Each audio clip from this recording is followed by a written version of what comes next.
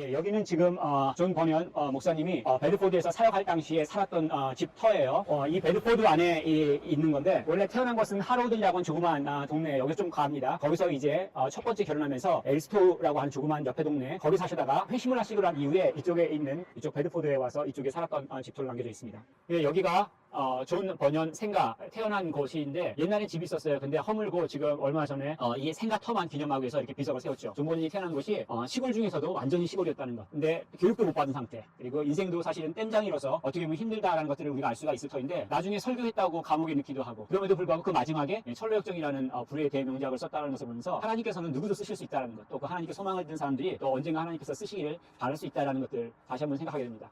여기가 존 버년 목사님이 살던 두 번째 집이죠. 첫 번째는 하로던 그쪽 생가 그쪽에서 태어나고 자라고, 첫 번째 결혼을 한 다음에 그 옆에 있던 동네 읍이라고 할 수 있는 그 엘스토에 와서 살았습니다. 이것이 바로 엘스토고, 여기가 집터입니다. 이제 지금 집은 허물고 그 명패만 붙여놨죠. 생각해볼 것도 있습니다. 무슨 얘기냐면 존 버년 목사님이 훌륭한 크리스찬으로서 철로역정을 기록을 했지만, 그 목사님이 크리스찬이 되는 과정을 어떤 분들은 여러 단계로 나누고 있어요. 피터 모든 교수 같은 경우에는 3단계로 나누고 있는데, 그중에 첫 번째를 릴리전 단계로 보고 있어요. 그게 뭐냐면 교회 왔을 때, 그리고 교회 와서 예배 드리는 경우, 특별한 경험들을 할 경우도 포함됩니다. 두 번째 단계가 뭐냐면 모랄리티라고 얘기해요. 무슨 얘기냐면, 그러한 종교적인 경험이 반복되다가 어떤 경우에 굉장히 도덕적인 감각이 민감해져요. 존 버년 같은 경우에는 주일날 아침에 예배 드리고 오후에 티카시라고 하나 그 자치기를 했어요. 근데 그게 너무 죄스러운 마음이 들어서 더 이상 하지 않았다는 것을 기록하고 있는데, 그런 민감성이 생긴다는 얘기예요. 그런데 이게 아직 진짜 크리스찬은 아니라고 얘기를 하죠. 마지막 추룩한 버전이라고 하는데, 이 세 번째 단계가 갈 때 참된 그리스도인이라고 얘기합니다. 이걸 굳이 나눈 이유는 뭐냐면, 우리가 믿음의 여정을 시작할 때 어려움을 경험할 때 내가 어느 단계에 있느냐에 따라서 반응이 전혀 달라지고 있습니다. 만약에 릴리전이나 모랄리티 단계에 있으면 그냥 무너져요. 반면에 추룩한 버전 단계에 있다면, 정말로 크리스찬이 됐다면 그 가운데 예수님을 붙들고 그 가운데 주신 힘과 위유를 경험할 수가 있다는 얘기예요. 그렇기 때문에 사실 굳이 나눈 것들을 소개해드리고, 아직 그 존 버년 목사님조차도